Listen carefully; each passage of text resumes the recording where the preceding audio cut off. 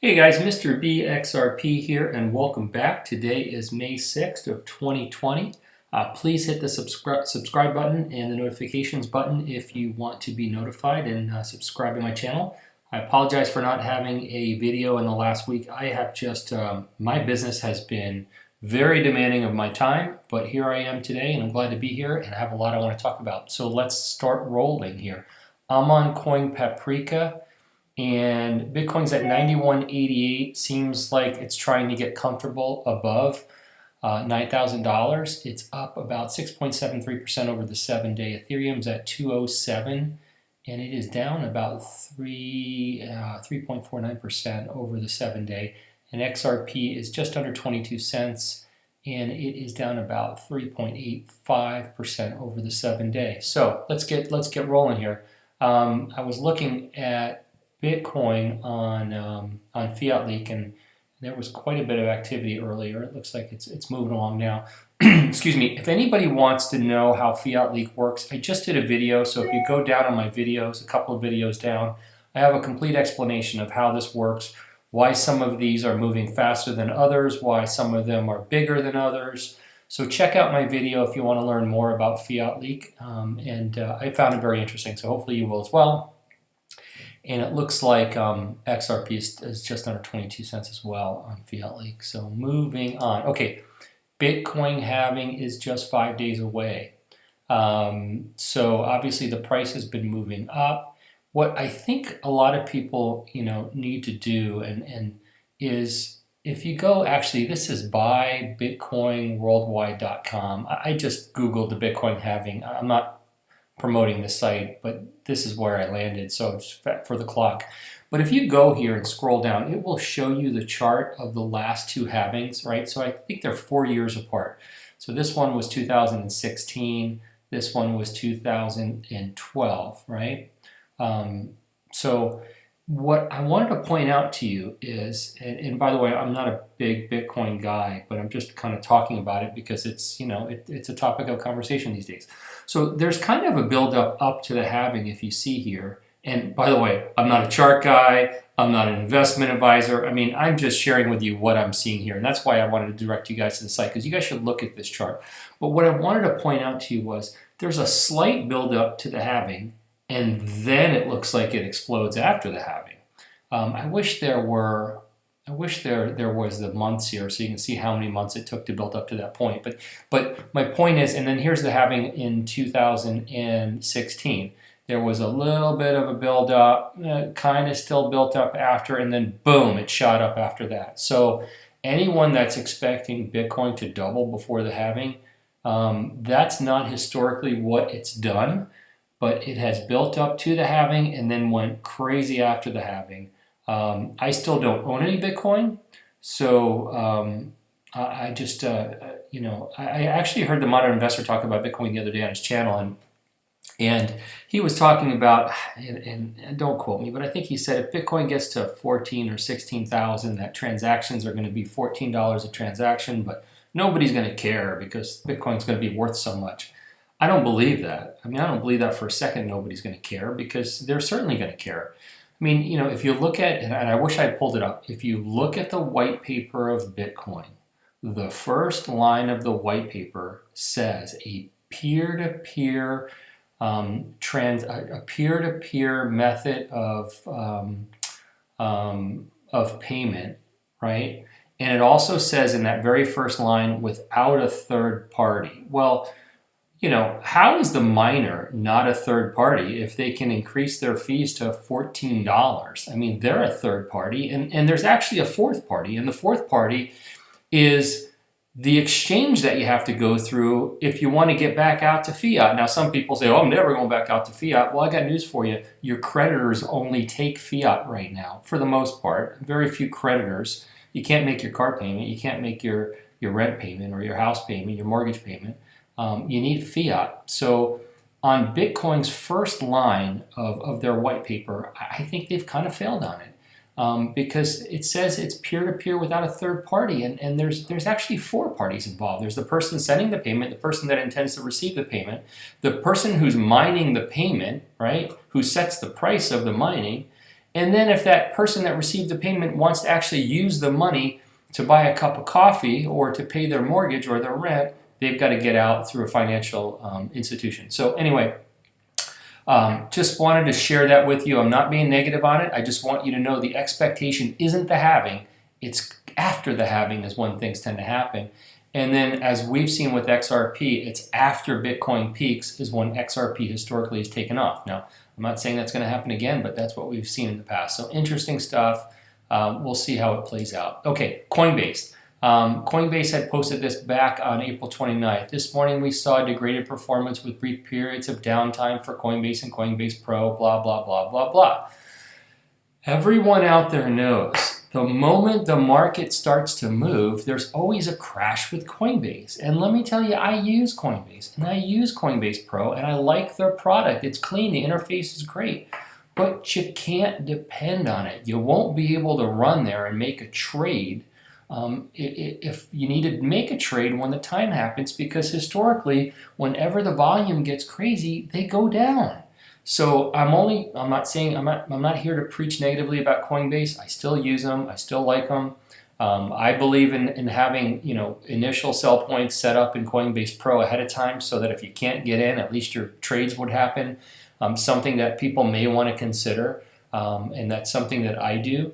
But just an FYI, we've seen this happen before, and guess what? It's probably going to happen again. I mean, they haven't fixed it by now. And listen, this party hasn't even started yet. Think about the percentage of people that are in cryptocurrency right now. It's such a small percentage of the world. How are they going to handle the volume if they haven't fixed it by now? I mean, they need to get it fixed. So they need to do that. Okay. I had posted this on Twitter yesterday. I said, I believe XRP will be a secret no more once it's disclosed who specifically owns the remaining XRP in escrow. Wait for it. Right? So I had some negative comments in here where people say, "Oh, of course, Ripple owns the escrow," and they make it out like only Ripple could own the escrow. Meanwhile, 715 people tagged a like on it because they understand that that's not the case, and I'm going to show you why in just a second. First of all, David Schwartz jumped in because someone said underneath my tweet, "XRP Mister," which is me on Twitter. If you don't follow me on Twitter, I'm at XRP Mister. Just remember this, Joel Katz, who's actually David Schwartz, had stated once in a conference in so many words that the escrow that releases the XRP is different to the escrow it returns to, which can effectively be owned by someone else, okay? I think he was paraphrasing it, but he put it in quotes. All right, so thank you, Crypto Common Sense, for posting that. David jumps in underneath and says, and I wish David could speak in more plain English, but it's just the way he talks. It's sometimes it's a little hard to understand, but I think you guys will get it. Ripple uses the ledger's escrow feature as a time lock by making an escrow that can never succeed and only expires. You can create escrows that succeed to one account or expires back to the originator for more traditional escrow applications. That's a lot. I mean, it's a little confusing. From what I gather from that, he's saying is it can expire or it can go back to wherever you want it. Look, let's get something straight, guys. The Ripple escrow is self-imposed. They made it. It's not like when you buy a house and you place your down payment with a third party, right? I mean, the escrow for Ripple is technically a third party, but they designed it. They wrote the code for it. They've determined what's going to happen and how it's going to happen, and you don't know how that works. And I got news for you. It works exactly how they want it to work and exactly to their favor. Now, to go back to my point about I believe XRP will be a secret no more once it's disclosed who specifically owns the remaining XRP in escrow. For anybody that listens to my channel that doubts that, let me just take you to Ripple's website. And it talks about the XRP supply. Since 2012, Ripple has methodically sold XRP and used it to incentivize market maker activity to increase XRP liquidity and strengthen the overall health of the XRP markets. To alleviate concerns surrounding XRP supply, Ripple has placed 55 billion XRP in a cryptographically secure escrow account. By securing the lion's share of XRP, people can mathematically verify the maximum supply of XRP that can enter the market. Now, I will tell you, as a footnote, And the digital asset investor has said this 100 times on his channel, and I agree with him because I was in XRP at the time that they put it in escrow.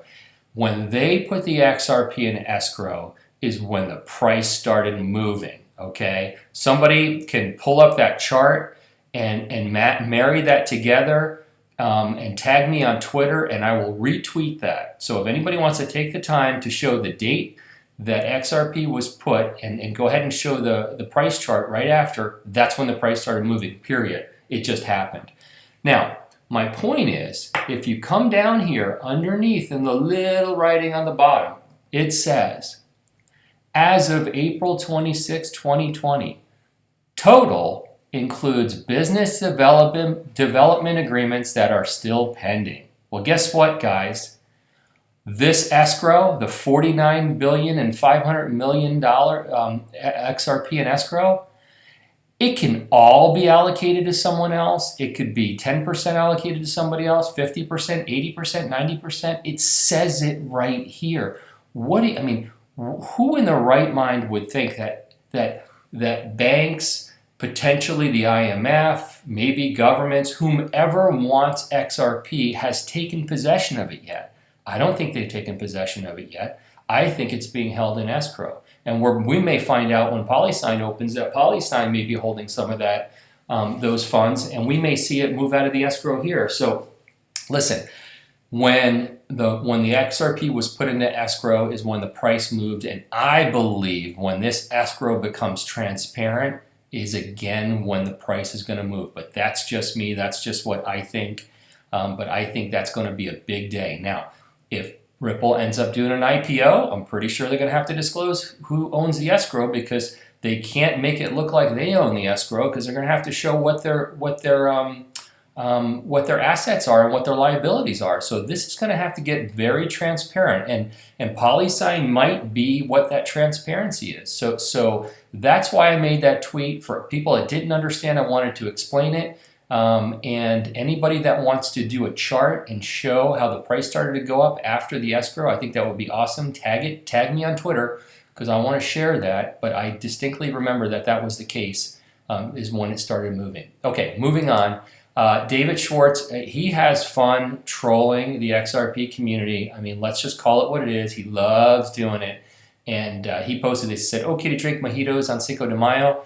And he has this beautiful mojito on this great, distressed table, and then in the back it says conspiracy theory. There's a book on conspiracy theory, or it's a game. It looks like, I don't know what it is, but he loves messing with people. So it's a sport for him, and I guess he can do anything he wants, right? Okay. Also, this is a David Schwartz thing. Blockstars is their new podcast. It's been released by Ripple. I've only listened to the one with Chris Larson, and I haven't listened to the other two yet, but I'm going to try and get to it later today. It was very good. It's always nice to hear Chris Larson because we don't hear him enough. He doesn't do a lot. He doesn't go on TV that often. He doesn't attend functions, Ripple functions, as far as I know. He doesn't like to. I don't know if he doesn't like to fly. I know that Yoshitaka Kitao doesn't like to fly, but I don't know about Chris Larson. So he wasn't at Swell, just in case anybody's wondering. And if Arthur Brito was there, who would know it? Because nobody knows what he looks like. But anyway, give a listen. One of the things that I got out of this that I actually didn't necessarily believe was Chris Larson states that we still need regulatory clarity. And listen, I agree we still need regulatory clarity, but I don't think it hasn't been established. I think it's already been established, and I think he already knows what it is. They're just frustrated that it hasn't been announced yet. Now, that's just my take on it, just my opinion, what I think. I don't know for sure, but that's the read I get on the whole situation. I think this has been determined. This has been decided, and Ripple's just frustrated it hasn't been announced yet. But you don't see, what you still don't see is you don't see Brad Garlinghouse on TV calling for regulation. I mean, he used to get on TV and pound the drum for regulation. He's not doing it anymore, and the reason why he's not doing it anymore is I don't think he wants to frustrate regulators, because they're going to think, well, we've already made those decisions. We're just waiting to tell you when it can be announced. So you don't see him doing that, and you don't see him on TV programs or on Zoom talking about, the liquidity crisis and how XRP can help banks bring home their somewhere between $2 trillion and $27 trillion in Nostro accounts, which, you know, it's 5 trillion to 27 trillion because we've heard so many numbers in between. I don't know what the actual number is, so I'm just going to give you the ballpark, and I know the ballpark is huge. So anyway, wanted to share that as well. Moving on, I did this post on Twitter back on May 1st. I said that the credit squeeze is in full effect. Mortgage qualification is increasingly more difficult. Jumbo mortgages are nearly extinct, and banks not offering equity lines, okay? Because Wells Fargo had announced they're no longer doing equity lines. So I said, what's next? Will they reduce existing credit lines?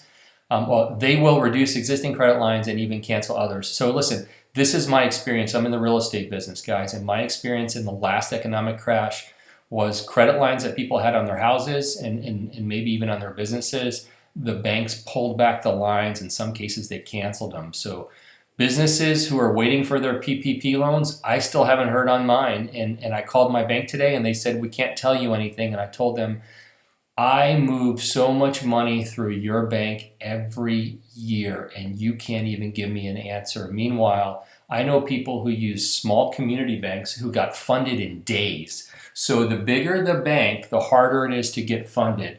And honestly, I've given up. I'm not even counting on it. I'm so thankful my business is still doing well.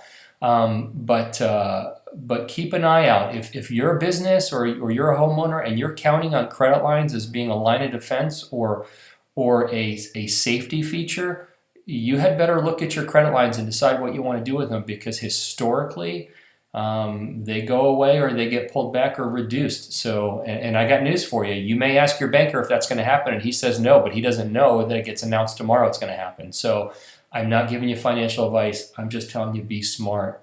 And you have to look out for yourself and your own business and your family. You got to do the right thing. Okay, moving on. So I only did this, I have Uphold opened up here just to remind me. Uphold has precious metals, and for anybody that's paying attention, silver is the silver to gold ratio is like 112 to 1. Silver is so cheap right now; it's about $15.23, and gold is 1,600 and change. I don't know, 1,673 or something like that. But my point is, it's 112 to 1 silver ratio. So I also recently did a video of why Mr. B at XRP is 100% XRP. And when it comes to digital assets, guys, I am still 100% in XRP. I have not changed that. Now, I have a lot of people whispering in my ear telling me, buy some Stellar, because they think Stellar is going to move. They're not, and there's no suggestion that Stellar is going to beat XRP or they're going to take some of XRP's business. I think they have a completely different business agenda and model. But people think XLM is going to do well. I still haven't bought it. I almost FOMO'd in the other day, but I didn't do it because every time I FOMO into another coin, I regret it. So I'm not suggesting you should or shouldn't. I haven't done it. So, but my point of going to Uphold is they have silver on Uphold. It's about $17.42 at the time I'm doing this video. The spot price on silver, I think, is $15.23, right? So you pay a premium of about $2 to buy it on Uphold. Now, most people think having physical silver is the only way to have it, or physical gold, or precious metals, or coins, or whatever it is. Having it physical is the only way to go. And I would agree with that if you intend to use it, or want it to barter with it, or to pay people, or in the case of, apocalyptic situation. I like the idea of buying it on Uphold or something like Uphold because I love the liquidity of being able to sell it on my phone, sitting on my couch at 10 p.m. at night, and not having to drive to a silver dealer, on a Monday afternoon and see how much he's willing to buy and how much he's willing to pay. So I'm willing to pay a premium per ounce. Now, I might be wrong, and I'm interested in the comment section below if you think I'm wrong to buy silver, because I did. Last week I bought silver on Uphold. I don't know. I just think the way they're spending fiat right now, I think precious metals are going to do very, very well. So once again, not financial advice, but I decided to put my toe in the pool and buy some silver. But I would be interested to hear how you guys feel about physical silver compared to buying silver like on Uphold. Now, I understand it's better. I get it. You've got it in your hands. I understand that whole part. But what do you think about the value of the liquidity of being able to sell it instantly on your phone? You can't do that with physical silver. Now, I know you can't buy a loaf of bread from your neighbor unless he's got Uphold, right? And you can transfer it to him. But you know, so there's pros and cons both ways. I'm always interested in your comments, guys. And as you know, I answer a lot of them. I can't answer all of them, but I answer a lot of them because I like to interact with you guys. I think it's a great way to do it. So if you want to leave me a comment, leave me a comment. Digital Asset Investor posted this. Looks like Joel Katz's YouTube channel is back in business. So David Schwartz was shut down by YouTube last week. Which was a little ironic because it was right after Ripple put in a lawsuit against YouTube, and it was pretty stupid on their part to do that. But it looks like he's back in business and he's live again, so that's kind of good news. And let's see what else we have here. Okay, this was from Jack the Rippler. I'm just going to post this as a reminder. In 1976, Ronald Wayne sold his 10% stake in Apple for $800. It's now worth $70 billion.